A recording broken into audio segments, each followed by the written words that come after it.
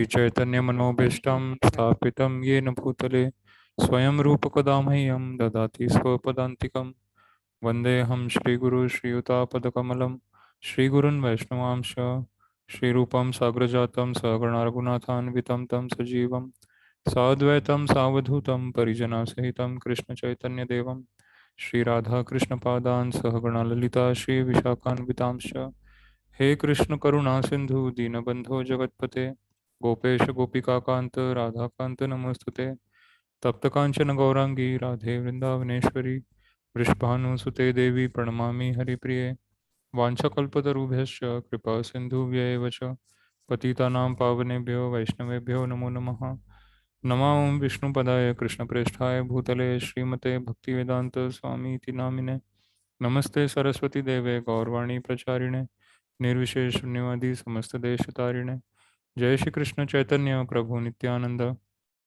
श्री अद्वैत गदाधर श्रीवासदि गौर भक्तवृंद हरे कृष्ण कृष्ण कृष्ण हरे हरे हरे राम राम राम हरे हरे मुखं करोति वाचालं पंगुं लंघयते गिरिं यत्कृपातमहं वन्दे श्रीगुरुदीनतारिणं न धनं न जनं न सुन्दरीं कवितां वा जगदीशकामये मम जन्मनि जन्मनीश्वरे भवतात् भक्तिरहेतुकी त्वयि तृणादपि सुनीचेन तरोरपि सहिष्णुना अमानिना मानतेन कीर्तनीय सदा हरि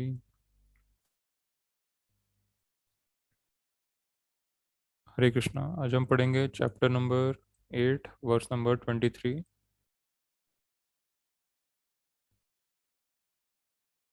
यत्र काले त्वनावृत्तिम्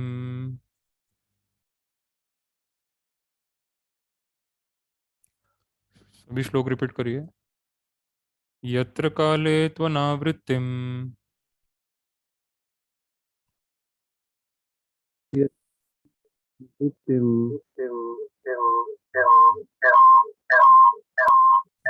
हरे कृष्णा।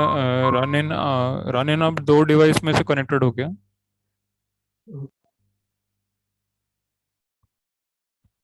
एक डिवाइस से लॉग आउट कर लो क्योंकि डिस्टरबेंस आ रही है।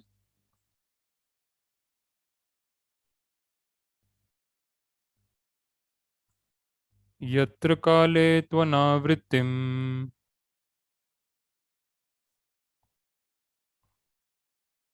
यत्र काले नानित्यम् आवृत्तिं चैव योगिनः मावृत्तिं चैव योगिनः प्रयाता यान्ति तं कालम् प्रयाता यान्ति तं कालं वक्ष्यामि भरतर्षभ। वक्ष्यामि भरतर्षभ। यत्र काले त्वनावृत्तिम् यत्र काले नानित्यम् आवृत्तिं चैव योगिनः मावृत्तिं चैव योगिनः प्रयाता यान्ति तं कालम् प्रयाता यान्ति तं कालं वक्ष्यामि भरतर्षभ। वक्ष्यामि भरतर्षभ। यत्र काले त्वनावृत्तिम् यत्र काले नावृत्तिम् आवृत्तिं चैव योगिनः आवृत्तिं चैव योगिनः प्रयाता यान्ति तं कालम् प्रयाता यान्ति तं कालं वक्ष्यामि भरतर्षभ। वक्ष्यामि भरतर्षभः। हरे कृष्णा। प्लीज इंग्लिश में पढ़िए।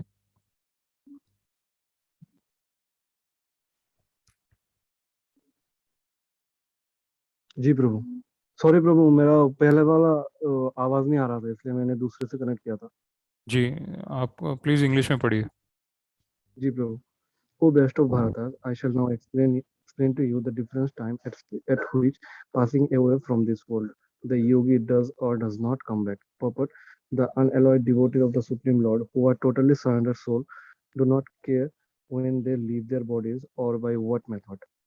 They leave everything in Krishna's hand and so easily and happily return to Godhead. But those who are not unalloyed devotees and who depend instead of such method of spiritual realization as Karma Yoga, Jnana Yoga, and Hatha Yoga must leave the body at a suitable time in order to be sure of whether or not they will return to the world of birth and death.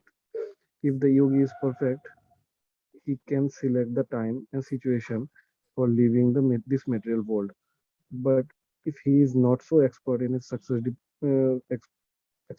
his success depend on his accidentally passing away at a certain suitable time.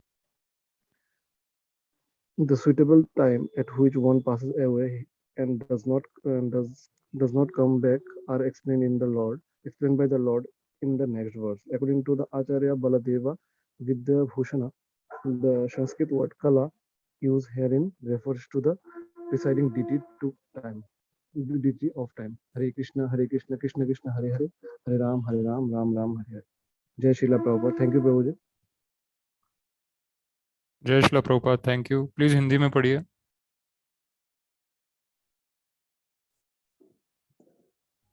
हे भरत श्रेष्ठ, अब मैं तुम्हें उन विभिन्न कालों को बताऊंगा जिनमें इस संसार से प्रयाण करने के बाद योगी पुनः आता है अथवा नहीं आता। तात्पर्य, परमेश्वर के अनन्य पूर्ण शरणागत भक्तों को इसकी चिंता नहीं रहती कि वे कब और किस तरह शरीर को त्यागेंगे। वे सब कुछ कृष्ण पर छोड़ देते हैं और इस तरह सरलता पूर्वक प्रसन्नता सहित भगवत धाम जाते हैं। किंतु जो अनन्य भक्त नहीं है और कर्म योग, ज्ञान योग तथा हठ योग जैसे आत्म साक्षात्कार की विधियों पर आश्रित रहते हैं, उन्हें उपयुक्त समय में शरीर त्यागना होता है, जिससे वे आश्वस्त हो सकें कि इस जन्म मृत्यु वाले संसार में उनको लौटना होगा या नहीं।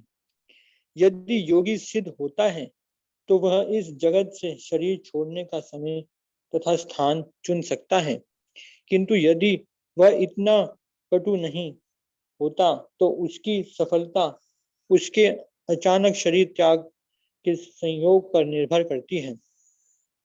भगवान ने अगले श्लोक में ऐसे उचित अवसरों का वर्णन किया है कि कब मरने से कोई वापस नहीं आता। आचार्य बलदेव विद्याभूषण के अनुसार यहाँ पर संस्कृत के काल शब्द का प्रयोग काल के अधिष्ठाता के देव के लिए हुआ है। हरे कृष्ण कृष्ण कृष्ण हरे हरे, हरे राम राम राम हरे हरे। जय श्रील प्रभुपाद। हरे कृष्ण प्रभु जी। जय श्रील प्रभुपाद। हरे कृष्ण। तो यहाँ पे काल के बारे में बताया गया है और हमारे जीवन में सब कुछ टाइम के अनुसार कंट्रोल होता है। कब उठना है, कब नहाना है, कब खाना है, कब बाहर जाना है, कब काम करना है, कब रेस्ट करना है। हर वस्तु का काल होता है, हर वस्तु का टाइम होता है। और हमारे इस संसार में भी जो लोग भगवान को नहीं भी मानते हैं, उनको भी टाइम को फॉलो करना पड़ता है। अगर कोई व्यक्ति कहे कि मैं भगवान को नहीं मानता, मैं नास्तिक हूँ, तो उसको भी टाइम टाइम के अनुसार ही चलना पड़ता है। और जैसा टाइम होता है वैसा ही उसको काम करना पड़ता है। अगर वो टाइम के अनुसार नहीं चलता है, तो चाहे वो नास्तिक हो या कोई भी हो, उसको सफलता नहीं मिलती है और उसको कष्ट भोगना पड़ता है। तो इसीलिए काल भी भगवान का एक स्वरूप है। काल भी एक देवता की तरह है जो भगवान कृष्ण के नियंत्रण में है। भगवान कृष्ण जब चाहे तब अ, हमें जन्म भी देते हैं और हमको मृत्यु भी देते हैं। वो भी काल के अनुसार होता है। किस जगह पे, किस स्थान पे, किस परिवार में, किस समय आपका जन्म होगा और किस जगह पे कहाँ पे आपका मृत्यु होगा, उसका भी टाइम होता है, उसको काल कहते हैं। तो इस संसार में आना और इस संसार से जाना, हर वस्तु का टाइम होता है और इस संसार में भी हर वस्तु का टाइम होता है। तो सब कुछ काल के द्वारा नियंत्रित है। सब कुछ समय के अनुसार नियंत्रित है और समय का नियंत्रण भगवान कृष्ण के हाथ में है। तो भगवान कृष्ण समय के काल के अंतर्गत नहीं आते हैं। भगवान कृष्ण काल से परे है, जन्म से परे है, काल से परे है, प्रकृति के तीनों गुणों से परे है। इसलिए कृष्ण भगवान को कालातीत कहा जाता है, गुणातीत कहा जाता है, निर्गुण कहा जाता है। क्योंकि भगवान कृष्ण का शरीर आध्यात्मिक है, भौतिक नहीं है। उनके इस संसार में आने का भी टाइम निश्चित होता है। जब ब्रह्मा जी के लोक में दोपहर को 12 बजते हैं, उस समय भगवान एक बार इस संसार में प्रकट होते हैं। तो भगवान का आने का जो समय है वो 7वें मनु के 28वें मनवंतर में भगवान आते हैं एक बार। ब्रह्मा, 1 मिनट होल्ड करिए।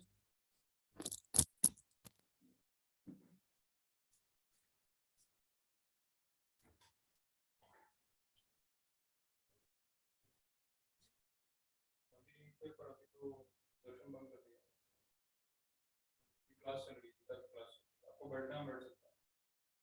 कहाँ से आया?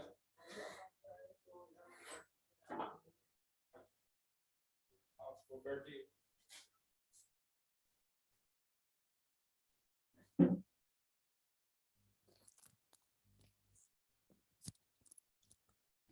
हरे कृष्णा। तो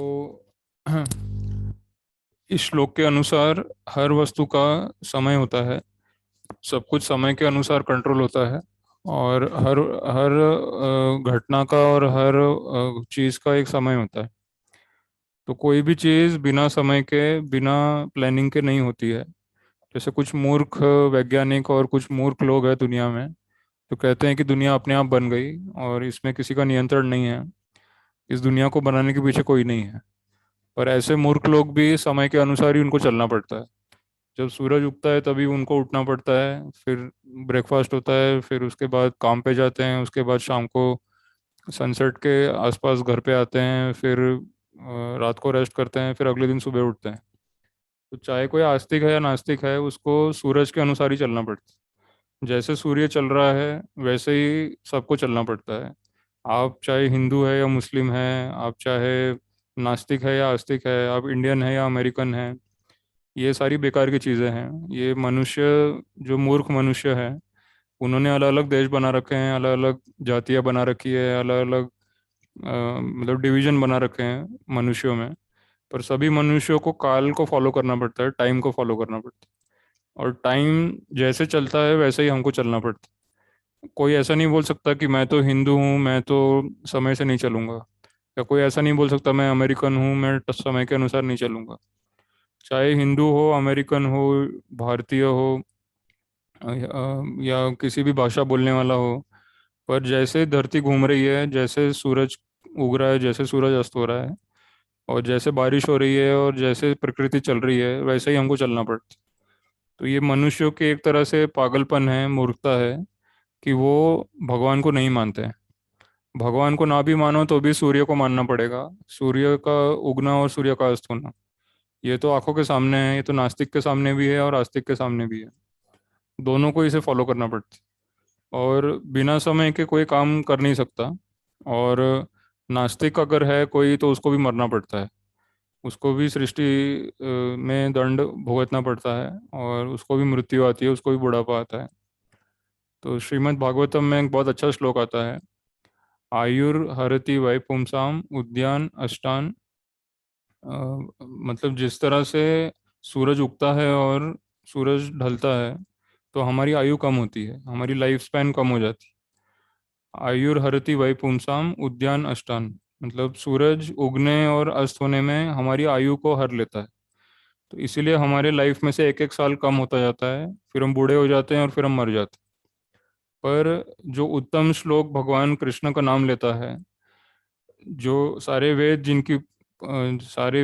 जिनकी स्तुति कर रहे हैं, सारे देवता जिनकी स्तुति कर रहे हैं, उन उत्तम श्लोक भगवान की जो स्मरण कीर्तन करता है, भक्ति करता है, सेवा करता है, और नित्य उन्हीं के भजन में लगा रहता है, तो सूर्यदेव उसकी आयु नहीं ले सकते। ये श्लोक श्रीमद् भागवतम में आता है। तो इसीलिए भक्त जो है वो जन्म और मृत्यु से परे होते हैं। जन्म और मृत्यु से वो आगे चले जाते हैं, उनको मुक्ति मिल जाती है। और सूर्यदेव उनकी आयु को नहीं ले सकते, क्योंकि वो निरंतर भगवान का स्मरण कीर्तन चिंतन और सेवा करते रहते हैं। तो इसीलिए श्रील प्रभुपाद जी कहते हैं कि पूरा दिन हमारा भगवान के स्मरण में और भगवान की सेवा में ही जाना चाहिए। हमें भगवान का नाम लेते लेते ही पूरा दिन गुजारना है।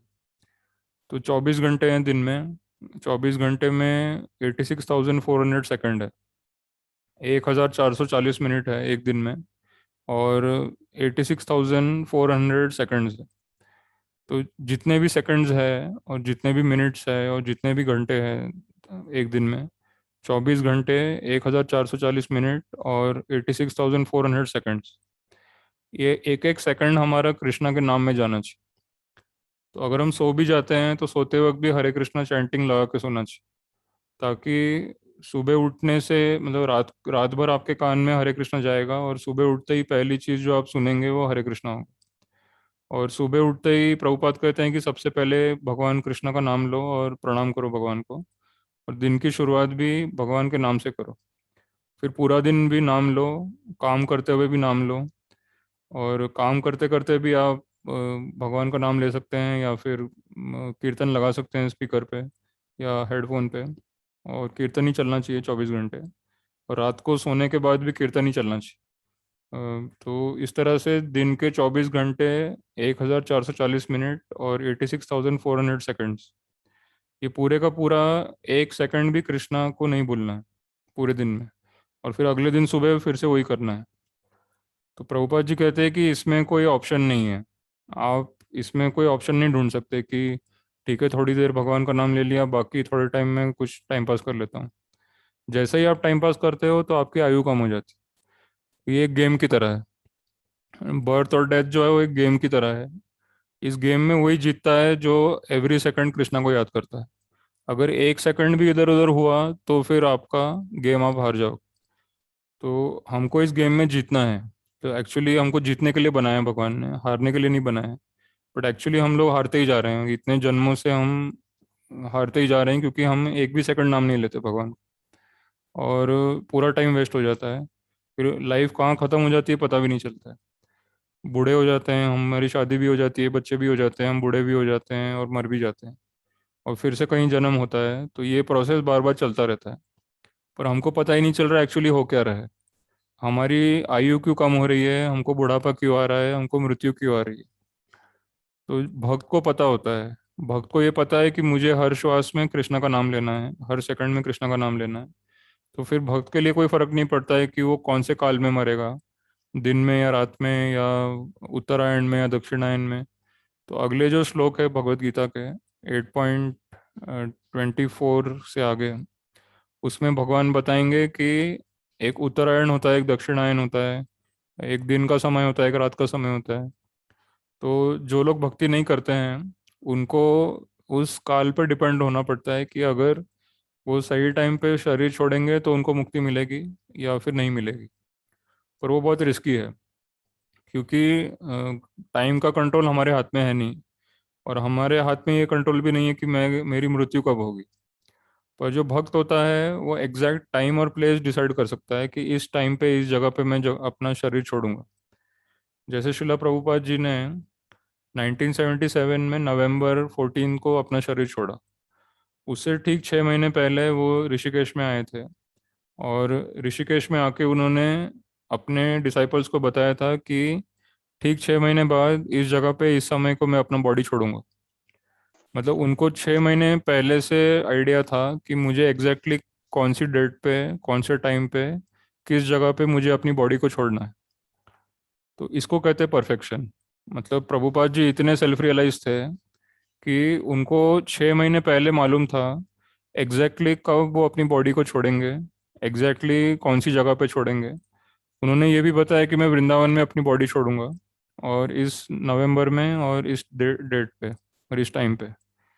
तो इतना परफेक्शन था शिला प्रभुपाद जी के पास कि एग्जैक्ट डेट, प्लेस और टाइम। जैसे हम कोई इवेंट ऑर्गेनाइज करते हैं कि आपको इस जगह पे आना है, इस टाइम पे आना है, इस इतने इस जगह पे और इस टाइम पे आपको आना है। ये इवेंट का हम जब इनविटेशन भेजते हैं तो उस पे एड्रेस होता है, डेट होती है और टाइम होता है। तो ये तो इवेंट वो होती है जो अभी हम कर रहे हैं, और उसमें भी हमारा श्योर नहीं है कि इवेंट सक्सेसफुल होगा कि नहीं। अब जैसे मैंने बोल दिया कि कल संडे को संकीर्तन होगा हमारे सेंटर में, बट वो तो इनविटेशन मैंने भेज दिया, बट वो तो फ्यूचर की बात। अब कल एक्चुअली मैं उठ पाऊंगा कि नहीं, कल एक्चुअली सारे डिवोटीज आ पाएंगे कि नहीं, कौन आ पाएगा कौन नहीं आ पाएगा, इसकी कोई गारंटी नहीं है। और कल तक ये सेंटर भी हमारे पास रहेगा कि नहीं, इसकी भी कोई गारंटी नहीं। ऐसा भी हो सकता है कि आज मुझे कुछ हो जाए या फिर ये सेंटर को आके कोई कब्जा कर ले, फिर यहाँ पे प्रोग्राम ना हो पाए कल, ऐसा भी हो सकता है। तो ये हमारे कंट्रोल में नहीं है। हम तो बस एक इनविटेशन भेजते हैं कि हम कल इतने टाइम पे संडे प्रोग्राम करेंगे, पर अभी भी 24 घंटे है, और 24 घंटे में क्या क्या होने वाला है ये हमको पता नहीं है, और क्या क्या इवेंट्स होने वाली है अगले 24 आवर्स में ये हमको पता नहीं है। तो हम तो सिर्फ प्रे करते हैं भगवान से कि हम आपकी सेवा के लिए प्रोग्राम कर रहे हैं, आपका कीर्तन करने के लिए प्रोग्राम कर रहे हैं, तो आप प्लीज़ हमें अलाउ करिए और इस प्रोग्राम को सक्सेसफुल होने दीजिए। तो फिर भगवान की कृपा से इतने टाइम से प्रोग्राम चलते जाते हैं और वो कभी रुकते नहीं हैं। तो जो लोग भगवान की सेवा के लिए कुछ करते हैं उनके लाइफ में फिर प्रॉब्लम्स नहीं आते हैं, उनकी आयु भी कम नहीं होती, उनको बुढ़ापा भी नहीं आता, उनको मृत्यु भी नहीं आती, और ये सारी इवेंट चलती रहती है। इसी को कहते हैं वैकुंठ। वैकुंठ मतलब स्पिरिचुअल वर्ल्ड। स्पिरिचुअल वर्ल्ड में ये इवेंट्स होती रहती है और उसको कोई रोक नहीं सकता। तो वैकुंठ में भी कोई संकीर्तन होता है, सारे डिवोटीज मिलते हैं, भगवान का नाम लेते हैं, चैंटिंग करते हैं, प्रसाद बांटते हैं, पर उनको कभी बुढ़ापा नहीं आता, उनको कभी मृत्यु नहीं आती, और वहाँ पे ये इवेंट्स चलती रहती है। तो प्रभुपाद जी चाहते थे कि इसी धरती के ऊपर वैकुंठ स्थापित हो जाए इस्कॉन के माध्यम से, और इस्कॉन के अंदर ये प्रोग्राम चलते रहें, हरे कृष्णा कीर्तन और गीता का लेक्चर और संडे प्रोग्राम्स और ये सारी जो इवेंट्स चलती रहती है इस्कॉन में। तो प्रभुपाद जी चाहते थे कि इस्कॉन एक वैकुंठ का ही पार्ट बन जाए, जहाँ पे प्रोग्राम चलते रहते हैं नॉन स्टॉप, बिना रुके। तो ये सब उन्हीं की कृपा से होता है, क्योंकि हम उनके लिए कर रहे हैं, उनके इंस्ट्रक्शन के अनुसार कर रहे हैं। तो ये इवेंट्स यहाँ पे होती रहती है। तो हम तो बस उनका प्रतिनिधि बन के एक इनविटेशन बनाते हैं कि आप प्लीज़ प्रोग्राम में आइए, बट एक्चुअली वो इनविटेशन भी प्रभुपाद लिखवा रहे हैं हमसे, और वो इवेंट भी प्रभुपाद करवा रहे हैं, और उसमें सारी चीज़ें अच्छे से होती है तो वो प्रभुपाद जी करवा रहे हैं। हम नहीं कर सकते ये सब, हमारे हाथ में नहीं है, क्योंकि टाइम का कंट्रोल हमारे हाथ में नहीं है, ना ही खुद की बॉडी का कंट्रोल है, ना ही खुद के माइंड का या बुद्धि का कंट्रोल है। हमारे पास किसी भी चीज़ का कंट्रोल नहीं है। पर हम बस प्रार्थना करते हैं, जैसे रोज़ सुबह उठ के हम प्रणाम करते हैं भगवान को, शिला प्रभुपाद को, और हम लोग 16 माला करते हैं। ये सब उन्होंने इंस्ट्रक्शन दिया हुआ है, और ये सब भी हम इसलिए कर पाते हैं क्योंकि उन्होंने इंस्ट्रक्शन दिया है। तो स्पिरिचुअल मास्टर या गुरु जब भी कोई इंस्ट्रक्शन देते हैं तो उसको फॉलो करने की पावर भी उसी इंस्ट्रक्शन में होती है। तो जैसे ही आप ट्राई करते हो इंस्ट्रक्शन फॉलो करने का, तो आपको पावर भी मिलती है कि आप सुबह उठ पाएंगे, आप सुबह 16 माला कर पाएंगे, फिर आप मंगल आरती कर पाएंगे, फिर आप भगवान के लिए भोग बना पाएंगे, फिर आप इनविटेशन लिख पाएंगे, फिर आप इनविटेशन सेंड कर पाएंगे, फिर इतने लोग इनविटेशन पढ़ेंगे, फिर आपका इनविटेशन पढ़ के इतने सारे लोग आएंगे, फिर जितने लोग आएंगे उन सबके लिए प्रसादम का अरेंजमेंट होगा, फिर सब लोग कीर्तन करेंगे, कीर्तन के बाद सब लोग वापस अपने घर जाएंगे प्रसाद लेके, और फिर अगले संडे को वापस से ये सब होगा। तो ये इसमें बहुत सारे स्टेप्स इन्वॉल्व है, स्टार्टिंग से एंडिंग तक, और ये नॉन स्टॉप चलता रहता है। तो ये तभी पॉसिबल है जब प्रभुपाद जी करवा रहे हैं, उनके इंस्ट्रक्शन को हम फॉलो कर रहे हैं। अब आज अगर हमने ये सोचा कि ये सब तो हम कर रहे हैं और हमारी वजह से ये सब हो रहा है, तो इमीडिएटली उनकी कृपा आना बंद हो जाएगा। फिर तो आप कोई प्रोग्राम नहीं कर पाओगे, ना संडे प्रोग्राम होगा, ना 16 माला होगी, ना मंगल आरती हो पाएगी, ना भोग लग पाएगा भगवान को। आप टोटली माया में चले जाओगे। तो ये जितना भी भक्ति वाला प्रोग्राम चल रहा है सारी जगह पे, इस्कॉन जहाँ पे भी है, जहाँ पे भी ये प्रोग्राम्स चल रहे हैं और बिना रुके चल रहे हैं नॉन स्टॉप, तो उसका मतलब है कि वहाँ प्रभुपाद जी का कृपा है, वहाँ पे भगवान राधा कृष्ण का और शिला प्रभुपाद जी का कृपा है। उनकी कृपा से ये सारा शेड्यूल चल रहा है, क्योंकि टाइम उनके कंट्रोल में है, प्रभुपाद के कंट्रोल में टाइम है, और जब हम उनकी सेवा करना चाहते हैं तो सब कुछ अरेंज हो जाता है टाइम पे। और जब हम खुद का कुछ करना चाहते हैं, खुद खुद का कुछ बिजनेस चलाना चाहते हैं, या खुद का कोई हम फायदा, अपने खुद के फायदे के लिए हम कुछ करना चाहते हैं, तो फिर हम देखते हैं कि कितना भी ट्राई कर लो, कितना भी पैसा खर्च करो, कितनी भी मेहनत करो, वो सब कुछ फेल हो जाता है और सब कुछ वेस्ट हो जाता है। आपने जितना टाइम स्पेंड किया, जितना पैसा स्पेंड किया, वो सब कुछ बर्बाद हो जाता है, क्योंकि उसमें प्रभुपाद जी की और राधा कृष्णा की कृपा नहीं है। तो ये एक श्लोक भगवत गीता में लास्ट में हम पढ़ेंगे, चैप्टर 18 में वर्स नंबर 13 और 14। वर्स नंबर 13-14 में भगवान कहते हैं, अधिष्ठानम तथा कर्ता पंचैतानि महाबाहो कारणानि निबोध में, अधिष्ठानम तथा कर्ता करणम च पृथक विदम, विविधाश्च पृथक चेष्टा दैवम चैवात्र पंचमम। तो भगवान कहते हैं कि जो दैवम है, दैवम मतलब या तो स्पिरिचुअल मास्टर या फिर भगवान राधा कृष्ण, उनको दैवम कहा जाता है। तो दैवम की कृपा के बिना, बिना प्रभुपाद की कृपा के, बिना राधा कृष्णा की कृपा के हम लोग कोई भी एक्टिविटी को सक्सेसफुली नहीं कर सकते, और हम क्वालिफाइड नहीं है उसको करने के लिए। बट ये सारा हमारे माध्यम से करवाया जा रहा है, प्रभुपाद जी करवा रहे हैं, क्योंकि चैतन्य महाप्रभु का मिशन है, पृथ्वीते आच्छे यत्र नगर नगर आदि ग्राम सर्वत्र प्रचार होई बे मोर नाम। तो ये जो मिशन है चैतन्य महाप्रभु का, उन्होंने प्रभुपाद जी को भेजा है इस मिशन को चलाने के लिए, और अगले 10,000 साल तक ये मिशन चलेगा। तो अब 10,000 साल का टाइम जो है वो भी काल है, मतलब वो टाइम पीरियड है।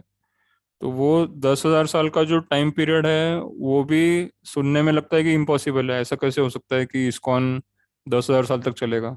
आज तक तो ऐसी कोई ऑर्गेनाइजेशन बनी नहीं है जो 10,000 साल तक चलेगी। हम देखते हैं बड़ी बड़ी ऑर्गेनाइजेशन होती है, बड़ी बड़ी पार्टियां होती है, बड़े बड़े राज्य होते हैं, बड़े बड़े राजा भी आके गए हैं हमारे इस धरती पे। कोई हिंदू रूलर थे, कोई मुस्लिम रूलर थे, कोई XYZ, कोई क्रिश्चियन रूलर थे। तो कई राजा आके गए हैं, कई प्रधानमंत्री आके गए हैं, तो कोई भी 5-10 साल से ज़्यादा टिकता नहीं है। पर यहाँ पे भविष्यवाणी है कि इस्कॉन जो ऑर्गेनाइजेशन है वो पूरे वर्ल्ड पे राज करेगा 10,000 ईयर्स। तो ये 10,000 ईयर्स इतना लंबा पीरियड है कि सुनने में लगता है कि ये इम्पॉसिबल है, पर ये इम्पॉसिबल नहीं है, ये पॉसिबल है। ये हम अपने प्रैक्टिकल एक्सपीरियंस से बोल रहे हैं कि हम प्रभुपाद जी पर डिपेंड रह के उनकी कृपा से जब कोई कार्य करते हैं तो वो कार्य बहुत इजीली पूरा हो जाता है। और पिछले कई सालों से ये काफ़ी सारे सेंटर्स और मंदिर चल रहे हैं इस्कॉन के। अब इतना बड़ा पैंडेमिक आया, तो पैंडेमिक में भी इस्कॉन के टेम्पल से बहुत सारे लोगों को प्रसाद मिला और हेल्प मिली, भगवान का सपोर्ट मिला प्रभुपाद जी की कृपा से। तो अ, ये पॉसिबल है, मतलब इम्पॉसिबल नहीं है, क्योंकि ये ऑलरेडी हम ऑब्जर्व कर चुके हैं कि इतना बड़ा पैंडेमिक आया जिसमें सबकी हालत ख़राब हो गई, पर इस्कॉन फिर भी करोड़ों लोगों को प्रसाद दे पाया और उनको हेल्प कर पाया। और अभी हम पैंडेमिक से थोड़ा बाहर निकल गए हैं। तो इसीलिए इस्कॉन एक ऐसी पावरफुल इंस्टीट्यूशन है जो 10,000 साल तक चलेगी। और इसलिए चलेगी क्योंकि इसके पीछे भगवान राधा कृष्ण हैं और शिला प्रभुपाद, और उनके आदेश के अनुसार, उनकी किताबों के अनुसार हम चल रहे हैं। इसको हम कानून की किताब मान के चलते हैं, जो प्रभुपाद ने या भगवान कृष्ण ने यहाँ लिखा हुआ है वो कानून की किताब की तरह हम फॉलो करते हैं। और कुछ टाइम बाद तो ये सुप्रीम कोर्ट और पार्लियामेंट में भी आ जाएगा कि यही कानून है, भगवान का नाम और भगवत गीता यही कानून है, भगवान की सेवा करना ही कानून है। ये भी टाइम अभी आने वाला है जल्दी, क्योंकि ये लोग हमें बस लूट रहे हैं। मतलब इतने टाइम से 7 साल हो गए, 2014 से अब तक हमको लूटते जा रहे हैं। उसके पहले किसी और पार्टी ने हमको लूटा था 70 साल तक। अब 70 साल के बाद 7 साल से ये लोग भी लूट रहे हैं, और अभी तो उसका इफेक्ट हमको दिख ही रहा है, चारों तरफ महंगाई आसमान छू रही है। तो ये सारे मतलब उस महाभारत के काल में भी ऐसा ही हुआ था। धरती के ऊपर जितने भी राजा थे वो सब चोर बन गए थे और डाकू बन गए थे। वो जनता से सिर्फ पैसा लूट रहे थे, टैक्स ले रहे थे। और उस समय भी धरती ने परेशान होके ब्रह्मा जी से प्रार्थना की थी कि हम लोग परेशान हैं, धरती पे सारे लोग परेशान हैं, मैं भी परेशान हूँ, कि ऐसे राजा आ गए हैं जो केवल टैक्स ले रहे हैं बट कुछ सेवा नहीं कर रहे हैं। तो इसीलिए फिर भगवान ने अवतार लिया था महाभारत में, सबका नाश करने के लिए। और इस समय में भी जितने भी पार्टीज बनती है, जितने भी राजा बनते हैं, जितने प्रेसिडेंट प्राइम मिनिस्टर बनते हैं, ये सिर्फ जनता को बेवकूफ़ बनाते हैं और उनसे टैक्स लेते हैं, और महंगाई बढ़ती जाती है, लोगों की परेशानियां बढ़ती जाती, पर कोई समाधान निकलता नहीं है। और बस कुर्सी पे बैठने की लड़ाई है कि कौन राजा बनेगा। मतलब 70 ईयर्स तक उन्होंने किया तो अब हम राजा बनेंगे, उन्होंने इतना करप्शन किया तो अब हम करप्शन करेंगे। और मेन प्रॉब्लम यही है कि करप्शन करना है बस, चाहे एक नाम से करो या दूसरे नाम से करो, बट ऊपर बैठ के सिर्फ करप्शन करना है, पैसा लेना है, और लोगों का शोषण करना है। तो ऐसा जब होता है तो ये भी टाइम का असर है कि कुछ टाइम ऐसा बुरा आता है, पर फिर वापस भगवान कोई ऐसी लीला करते हैं कि ये सारे लोग वापस नीचे गिर जाते हैं। तो अभी भी भगवत गीता है, इस्कॉन है, और हरे कृष्णा का चैंटिंग हो रहा है चारों तरफ। तो अभी पूरा का पूरा जो कंट्रोल है वो हरे कृष्णा वालों के पास आ जाएगा। और अब इसके आगे जो 10,000 ईयर्स है, उसमें केवल और केवल धर्म का बोलबाला होगा पूरी धरती पे। तो जैसे ही इंडिया में संविधान में गीता आ जाएगी तो फिर सारी कंट्रीज का कंट्रोल हमारे हाथ में आ जाएगा, क्योंकि भगवान कृष्ण पूरे यूनिवर्स के, पूरे ब्रह्मांड के मालिक। और जैसे ही भगवत गीता आ जाएगी कॉन्स्टिट्यूशन में और पार्लियामेंट में, तो सारे कंट्रीज को सरेंडर करना पड़ेगा और सब पूरी धरती का कंट्रोल हमारे पास आ जाएगा। और फिर केवल एक ही कानून होगा कि भगवान कृष्ण का नाम लेना है, भगवान कृष्ण की सेवा करनी है, भगवत गीता को पढ़ना है, स्कूल में, कॉलेज में, सारी आर्मी, नेवी, एयरफोर्स, और सारी जगह पे, मतलब जितने भी इंस्टीट्यूशंस है, बैंक्स है, हॉस्पिटल्स है, सब जगह पे गीता कंपलसरी होगी कि सभी मेंबर्स को गीता पढ़नी है, कंपलसरी रोज़ पढ़नी है। और रोज़ सबको मॉर्निंग में गैदरिंग गैदरिंग करनी है, सबको हरे कृष्ण चैंटिंग करनी है अपने कंपाउंड में या अपनी प्रेमाइसेस में। तो ये फिर नेशनल टीवी पे ब्रॉडकास्ट होगा, फिर इंटरनेट पे ब्रॉडकास्ट होगा, सब जगह पे एक ही रूल होगा कि भगवान कृष्ण मालिक है, हम सब सेवक हैं, कोई जातिवाद नहीं है, कोई हिंदू मुस्लिम नहीं है, कोई ब्राह्मण क्षत्रिय नहीं है, सब लोग भगवान कृष्ण के सेवक हैं, भगवान कृष्ण की सेवा के लिए सब कुछ करना है। तो ऐसा एक कॉमन रूल बन जाएगा, इसको बोलते हैं यूनिफॉर्म सिविल कोड। तो ये यूनिफॉर्म सिविल कोड अब आने वाला है पार्लियामेंट में, और भगवत गीता एस्टेब्लिश होगी, और सबके लिए एक ही कानून होगा कि सभी भगवान कृष्णा के सर्वेंट हैं, और सभी को भगवान कृष्ण का नाम लेना है और गीता पढ़नी है। और इससे सारे भेदभाव खत्म हो जाएंगे, कंट्री के नाम पे या धर्म के नाम पे या भाषा के नाम पे, जेंडर के नाम पे, जितने भी डिवीजन है ये सब खत्म हो जाएंगे। और फिर सिर्फ एक ही काम बचेगा, सबको गीता पढ़नी है, सबको हरे कृष्णा बोलना है, सबको भगवान की सेवा करनी है, और सबको भक्ति करनी है। ये यूनिफॉर्म सिविल कोड हो जाएगा, और जो ये नहीं करेगा उस पर फिर कार्रवाई की जाएगी, मतलब वो अपराधी होगा। कानून, ये जब कानून बन जाएगा तो फिर ये जो नहीं करेगा वो अपराधी बन जाएगा। तो उसके बाद जो 10,000 ईयर्स है, वो 10,000 ईयर्स का जो पीरियड है, वो ये धरती पूरी स्वर्ग की तरह बनेगी, और यहाँ पे कोई पाप नहीं होगा। अगर कोई पाप करने की सोचेगा भी तो उस पर कानूनी कार्रवाई होगी। तो कोई जानवरों को मार नहीं पाएगा, कोई गाली गलौज नहीं कर पाएगा, कोई हमारे देवताओं का मजाक नहीं उड़ा पाएगा। और सब जगह पे एक ही कानून होगा, यूनिफॉर्म कानून होगा सबके लिए, सभी मनुष्यों के लिए एक कॉमन कोड होगा, और सबको उसे फॉलो करना पड़ेगा।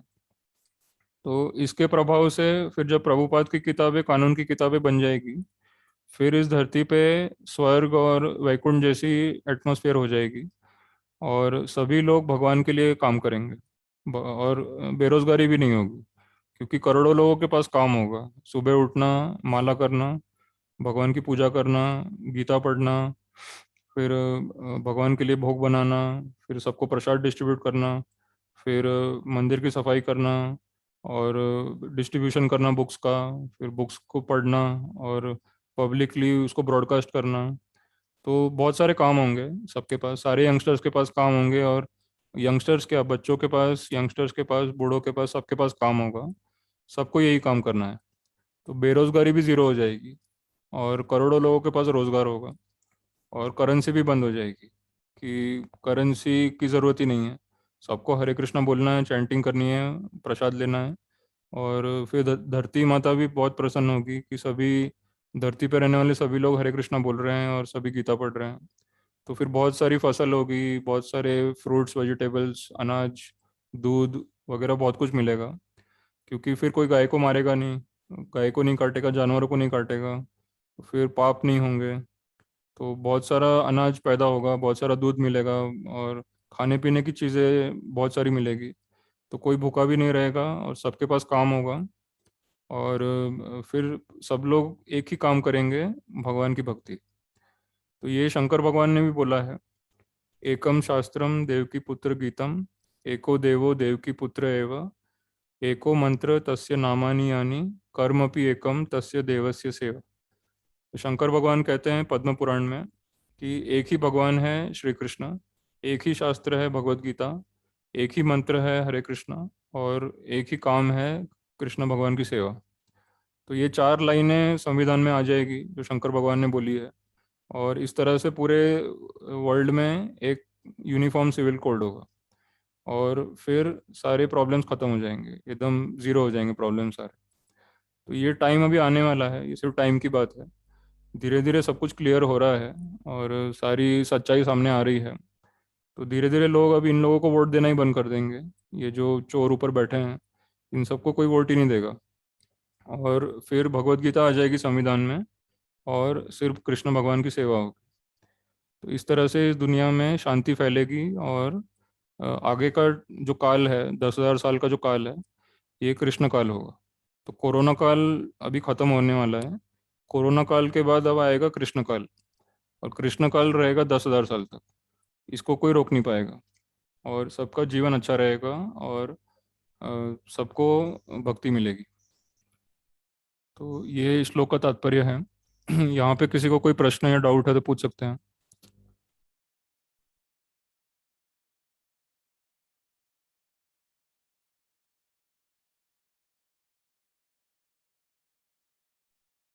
हरे कृष्णा।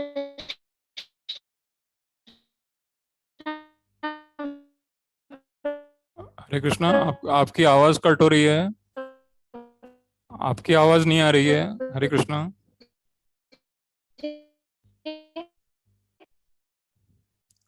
आपकी आवाज़ नहीं आ रही है।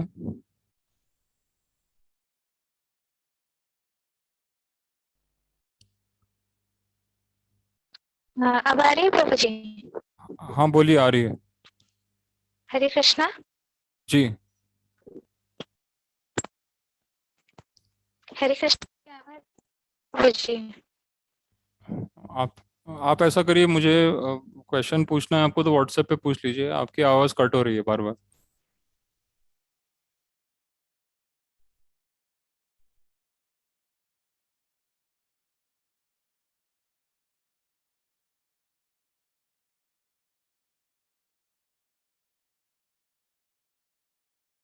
हरे कृष्णा, किसी और को क्वेश्चन है कोई? हरे कृष्णा प्रभु जी, अब आ रही है आवाज? हाँ आ रही है, बोलिए।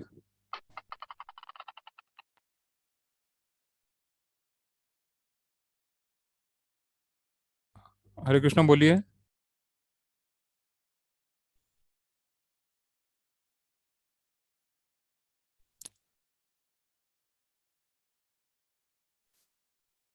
हरे कृष्णा। मैं पूछ रही थी प्रभु जी, जैसे आपने अभी बताया कि पद्म पुराण में महादेव ने बताया कि वो एको देवम देवकी पुत्र, उन्होंने ये बताया कि कृष्णा की भक्ति करनी, कृष्णा की गीता जो है वो एक ही शास्त्र है, तो उनके जो फॉलोअर्स है वो ये बात क्यों नहीं मानते? वो मानेंगे, वो जब शंकर भगवान कृपा करेंगे उन पे तो वो भी मानेंगे। अभी कम से कम वो शंकर भगवान की भक्ति अच्छे से करें। अभी तो वो शंकर भगवान की भक्ति भी नहीं कर रहे हैं अच्छे से। तो जब वो करेंगे भक्ति तो शंकर भगवान उनको ज्ञान देंगे। तो आज का समय यही पूरा होता है, हम लोग कल कंटिन्यू करेंगे। ग्रंथराज श्रीमद् भगवत गीता यथारूप की जय। जगत गुरु शिला प्रभुपाद की जय। हरे कृष्णा कृष्णा कृष्णा हरे हरे, हरे राम राम राम हरे।